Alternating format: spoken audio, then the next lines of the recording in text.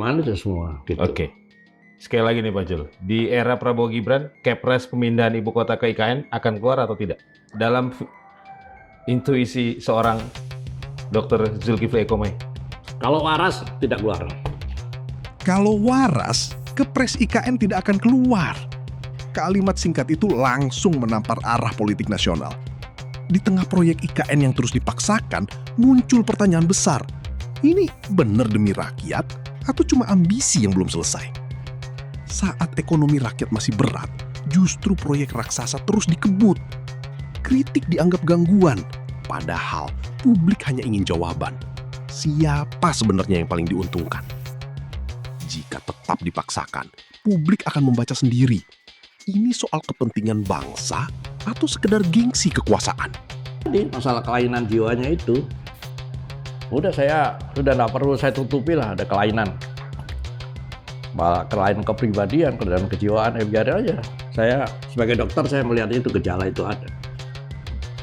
Oke, dan menurut Pak Jul, putusan MK ini nanti ada konsekuensi dalam konteks pembangunannya, termasuk anggarannya nanti dari... Harus dong. Apa ada Mahkamah. Sebagai dokter, saya melihat gejala itu ada.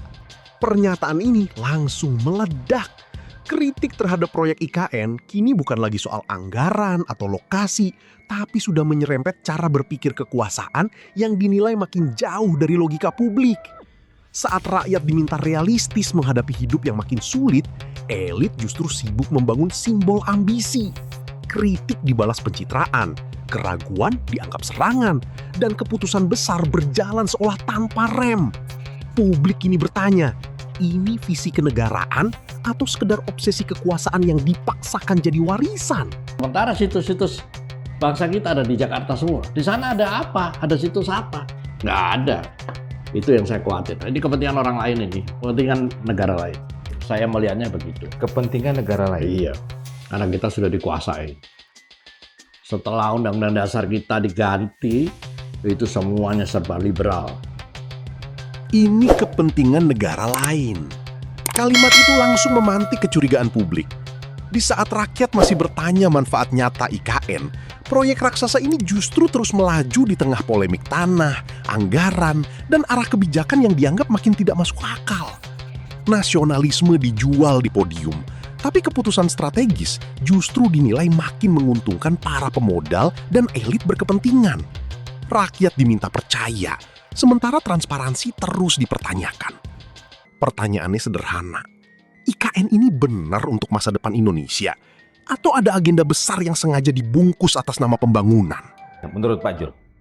Sejak awal saya bilang bahwa ini gegabah tapi terstruktur. Nah, gegabah tapi terstruktur. Apa yang terstruktur itu? Korupsinya. Itu yang harus dibedah itu sebetulnya. Gitu. Korupsinya ini loh.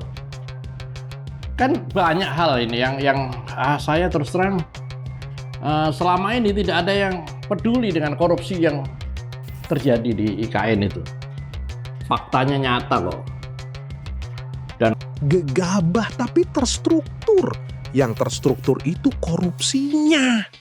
Pernyataan keras ini kembali memanaskan polemik IKN. Kritik tak lagi berhenti di soal pembangunan, tapi mengarah pada dugaan tata kelola, transparansi anggaran, dan siapa yang sebenarnya paling diuntungkan. Di tengah proyek jumbo yang terus berjalan, publik mulai bertanya, pengawasan seketat apa yang dilakukan, dan mengapa kecurigaan soal akuntabilitas terus bermunculan. Jika proyek sebesar ini benar untuk masa depan bangsa, transparansi seharusnya tak perlu alergi pada pertanyaan. Terima kasih sudah menonton. Jangan lupa like, komen, dan subscribe. Sampai jumpa kembali.